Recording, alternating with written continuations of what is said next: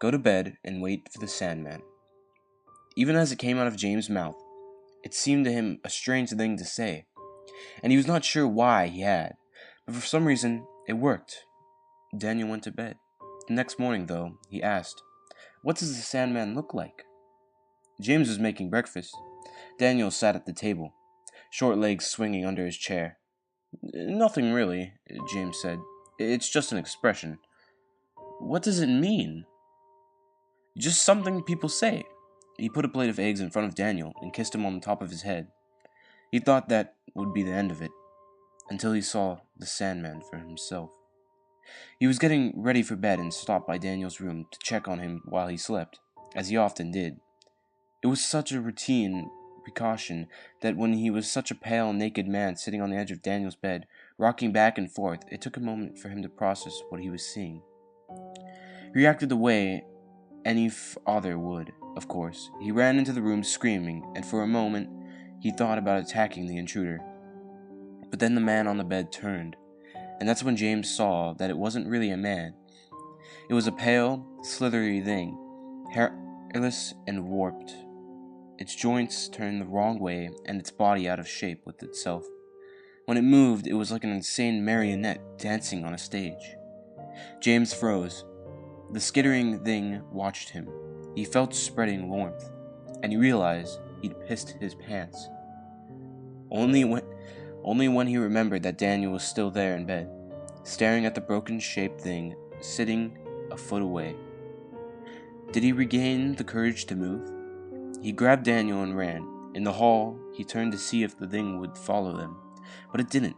For a moment, it watched, and then, moving like a stop-motion nightmare, it crawled to the window and jumped out, leaving only the billowing curtains to mark its passing. James had trouble talking to the police. He reported a break-in, but when asked to describe the intruder, he didn't know what to say. How could he make an ordinary man in a blue uniform sitting at his kitchen table while two of his colleagues searched the house understand a thing like he'd seen? He couldn't even understand it himself. To make it worse, Daniel's memory did not correspond to James. He described an ordinary-looking burglar, a man in a mask, he said. James thought about it. Had it been a mask? No. It would have to be a full costume, an elaborate one, something like they would use for a movie, and that would not explain the way it moved. But in the end, he simply echoed his son's testimony. A man in a mask, he said, a burglar. The lie unsettled him almost as much as what had happened. The doctors said Daniel wasn't hurt and showed no signs of molestation. James was relieved.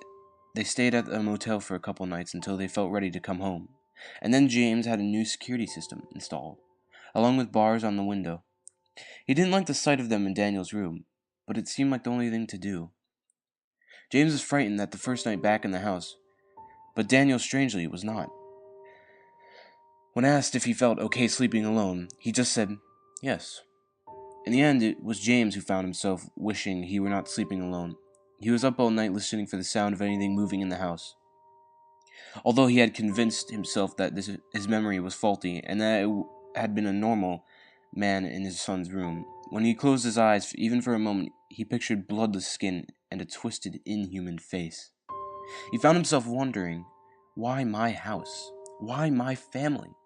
He knew, of course, that there didn't have to be a reason, but still, he wondered.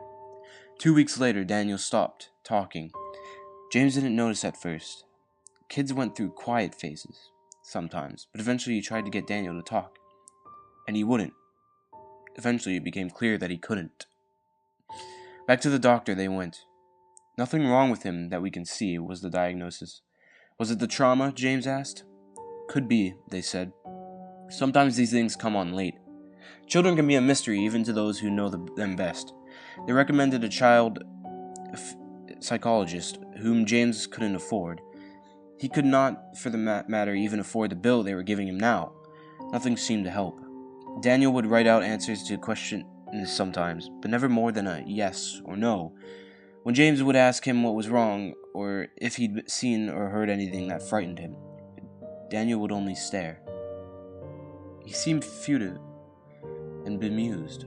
James found himself missing the sound of his son's voice. Sometimes he wanted to hear it so bad that he ached. but it seemed that Daniel would not talk again until he was ready. James had other things to worry about too. He was convinced beyond reason that the intruder was not really gone. Though the alarm never went off and the locks and bars remained undisturbed, he was sure that he heard movement in the night. Not a normal movement. It was a sound like a huge snake slithering through the house. When he heard it, he imagined horrible things. Nothing was ever there. When he went to investigate, though, he often thought he glimpsed something just out of the corner of his eye, a pale foot, or a misshapen shadow, that would slink away as soon as he turned. He rarely slept, and when he did, he had haunted dreams. Soon he realized he had not left the house in weeks, except to go to the bank and buy groceries. He felt hemmed in. With Daniel acting mute, he hadn't an actual conversation with anyone in weeks, so he called his mother. The connection was bad and her voice sounded faint, on the verge of being not there at all. "I guess I'm okay, Ma," he said, pausing to wipe the sweat from his palms, and then make sure he could hear Daniel playing in the next room. "But things have been a little rough. We had a break-in." "Oh, how awful," Mom said. "Did they take anything?" "Nah, they just ran off. It was weird, though. I haven't really felt comfortable since then." "Are you still working at the hospital?" "No, Ma. I left last year, you know that." "Oh. Well, have you been getting out? What about that nice woman you were seeing last year? The one who played the piano?" James scowled. She was always asking that kind of thing. Didn't she know how hard it was being a single father? That he didn't have the time? He was about to say so when something made him pause. "Ma, is there anyone else on the line?" "I don't think so." James was so sure he heard it, though, the short, gasping sound of someone trying to hold their breath and failing. A cold feeling crept across the back of his neck. "You're sure nobody is listening on your other phone?" "Dear, there is no other phone. I'm on the cell. That's why the service is so bad." "Then what is—" James stopped. If the sound wasn't coming from her end, then...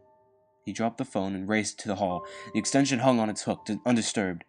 Heart pounding, he hurtled into the garage. The spare phone sat on the workbench. No one was in sight. But could they have been?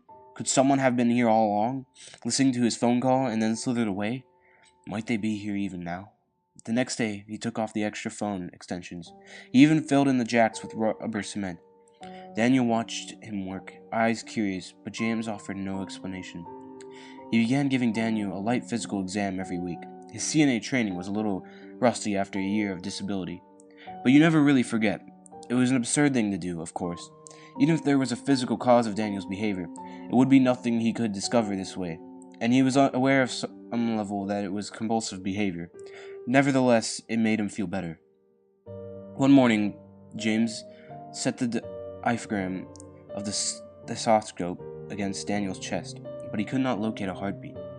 He moved his hand in search of the right spot to no avail. Then to test it, he listened to his own heartbeat. It came through steady and clear, but when he checked Daniel again, he didn't hear anything. A thought came unbidden to him of the Tin Man in The Wizard of Oz, whose chest was empty as a kettle. A sick feeling rolled his stomach. He threw the stethoscope down and grabbed Daniel by the shoulders, looking into his face. Daniel stared back with bright eyes. He even smiled a little, with the corners of his mouth. James felt the tingle of tears. He swept his son up in his arms and hugged him, and Daniel hugged back. Then James put his shirt back on him and sent him to play. The stethoscope, he decided, was broken. He threw it in the trash. Things got worse. James' terrors were no longer regulated the long hours of the night. Now it seemed that some creeping, some skittering and scuttling, some unknowable noise in some dark corner or another filled every second of his day. The thought of how big the house really was started to weigh on him. There were so many rooms he wasn't in at any given time, so many places someone or something else could be. He imagined strange figures occupying the rest of his home when he wasn't around, melting into the walls or merging with the shadows whenever he turned on a light or opened a door. How would he know if they were there? How would he ever know? Soon he didn't even have to be outside of a room to imagine it. When he walked up the stairs, he pictured a pale figures lurking beneath him. When he went down the hall, he pictured a crawling thing slithering behind the wall, shadowing his every step. If he sat too long in the same chair, he imagined that it was right behind him, and he was never comforted when he turned around and found nothing there. as he could only guess that meant it had moved, swiftly and silently, behind him once again. Wherever he was, not looking right now, that was where he imagined it to be. He was losing his mind, he knew. The only thing that helped him cling to sanity was that Daniel seemed undisturbed. Other than his muteness, his behavior was perfectly normal, and whenever he seemed to sense that his father was troubled, he would hug him, or squeeze his hand, or even smile. Sometimes, when he left the room, James cried.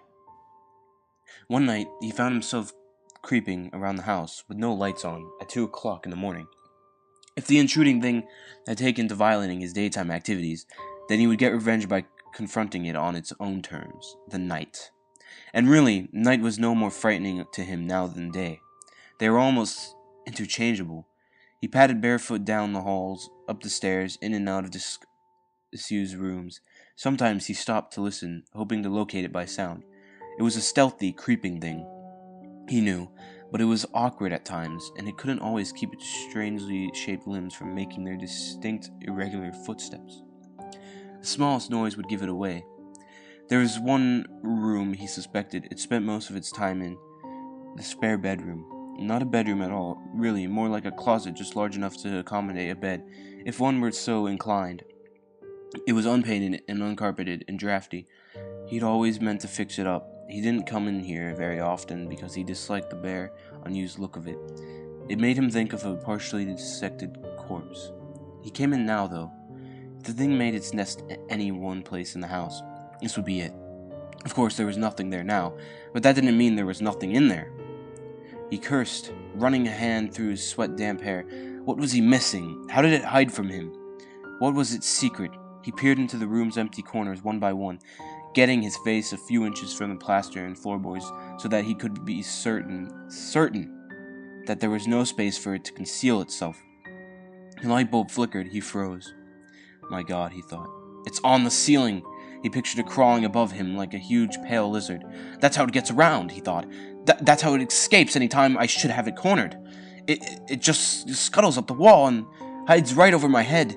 He imagined it dangling down behind him like a spider. If I turn around, he thought, it will be there, hanging with its face right next to mine. He held his breath. He did not want to turn around, but he had no choice. It was between him and the door. With a quiet sob, he rounded on his heels. Of course, he was alone. There was no man on the ceiling. He checked twice. Maybe it crawled out and was waiting for him in the hall. But when he checked there, the coast was once again clear. It should have been a relief, but it was not. After all, it had to be in here somewhere. If the ceiling was not its trick, that just meant it was something else. Something even more strange, even more clever. He went to Daniel's room. He had not stopped checking on him at night, like he always had. This time, though, rather than open the door, he listened at it first, pressing his ear against the grain of the cheap wood, and holding his breath, terrified that he would hear a skittering sound on the other side of the barrier. What he heard instead of shocked him more. Daniel was talking to someone. James recoiled for a second, and then, when he caught his breath, he all but kicked the door in. Daniel was already awake, indeed, sitting up in bed, but he was not saying anything now. The light flashed on, and James stalked halfway into the room before stopping, suddenly torn. What did he want more? To confirm that his son could speak again, or to find whoever he was speaking to? The creak of a door hinge settled the matter for him. He ran to the closest and threw it open. There was nothing inside, or at least, nothing that shouldn't be there. He swept aside clothes on their hangers, but nothing was hiding between them. Then he dragged the toy box out and emptied it onto the floor. Nothing. He combed along the bare walls and floor, and yes, the ceiling, pushing aside every last bit of rubbish and stray knick-knack so that he could be sure, absolutely sure, that nothing was hiding. All the while Daniel watched him. After a few minutes James was panting and covered in sweat, and the closet was bare, and there were neither intruders nor answers inside. It struck him as funny. Somehow, and he started to laugh very quietly. He kicked his son's toys out of the way. As he went to sit down on the bed, dazed, he became aware all at once of several things. First being that he had not slept in days and was nowhere near his right mind. The second was how close he'd come to really losing it for good. Tomorrow, he decided they would both sleep until the afternoon. And when they did wake up, he and Daniel would get out of this creaky old house. No more staying cooped up like prisoners, and no more checkups, and no more dreams about the monsters. He would even take the bars off the windows. It was time to get back to living like real people again. It was time to... James saw it when he brushed a hand through Daniel's hair. He pulled Daniel a little too roughly, closer. His son acquiesced to the examination without fidgeting or complaint as James pawed the side of his head, hoping that what he was seeing would somehow stop being apparent. He stared and stared until he ached from not blinking, but there was no denying what was right in front of his eyes. Daniel was missing an ear. No, he realized with mounting nausea, both ears. There was no injury, no incision, no mark where they should have been, simply smooth, blank flesh, as blank as Daniel's quiet, unperturbed demeanor. James swept him up in his arms and ran into the hall. He was not sure where he was going or what he meant to do when he got there. He just knew that there was now nothing more important than getting his son out of that house. But their path was cut off. A naked man sat in the hallway with his back to them. No, not a man. Back and forth, like it was outside. It almost seemed to be in pain. James hugged his son closer and backed away. Then he heard Daniel's voice. Daddy? James turned to Daniel, and he heard the voice again. Daddy? But Daniel's lips hadn't moved. James looked back at the hunched figure. Its head jerked when it talked, like a tick. Hello, Daddy. James' mouth went dry. It took several tries before he could speak. Don't call me that. It is this voice's name before you. Go away. Leave my family alone. But I am your family. The longer it talked, the more the voice became distorted and blurred. An icy feeling nestled in James' stomach. Who are you? Someone who came to visit. Why here? You invited me. James' heart thudded against the inside of his chest. Why? I had something you wanted. James licked his dry lips. You're lying. You don't have anything I want. I want you to leave. Leave and never come back. Who is Daniel's mother? James blinked. What? Who is Daniel's mother? What the hell kind of question is that? How old is Daniel? James blinked again. The thing's voice caused a pinching pain in the center of his forehead. Stop asking me these things. When is Daniel's birthday? I don't know. What is his middle name? Shut up. What was his first word? I said, shut up! James wanted to tear the thing apart with his bare hands. Only the heaviness of Daniel in his arms kept him where he was. You were alone. You wanted a son, so I made one for you. James' hands began to shake. That doesn't make sense. Made out of what? Out of myself. James' stomach turned over. But now, I need those parts back. Daniel picked at James' shoulder to get his attention. Something was strange about Daniel's face. Danny, open your eyes. Daniel scrunched his eyes shut tighter. Open your eyes, Danny.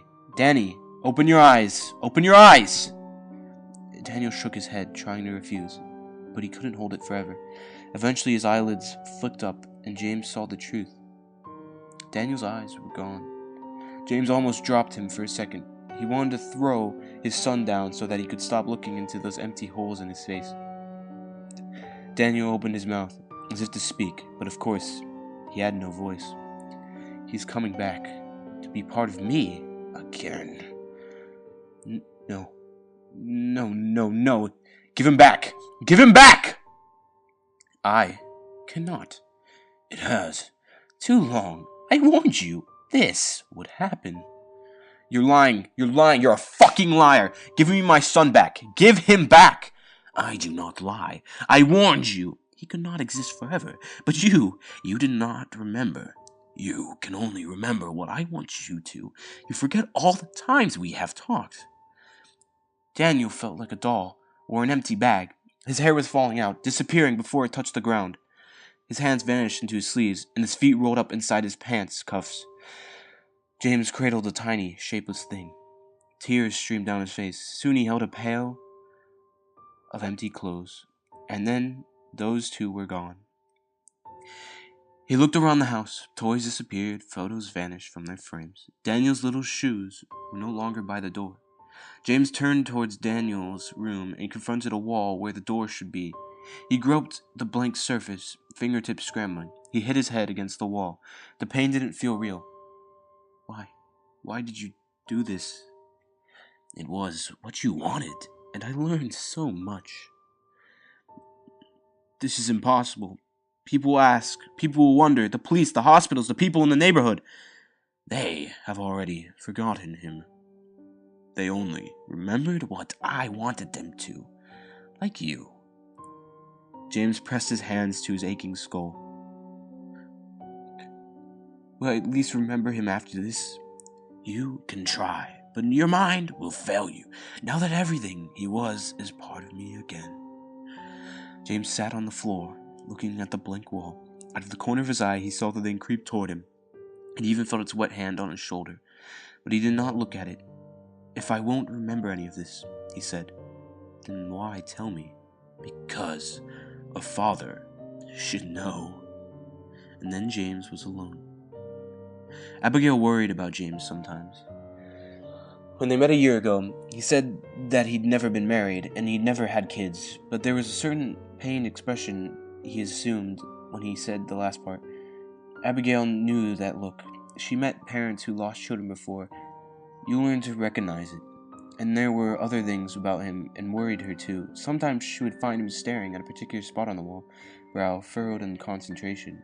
He did not seem to realize he was doing it. And of course, there was the insomnia, and the sleepwalking to consider too.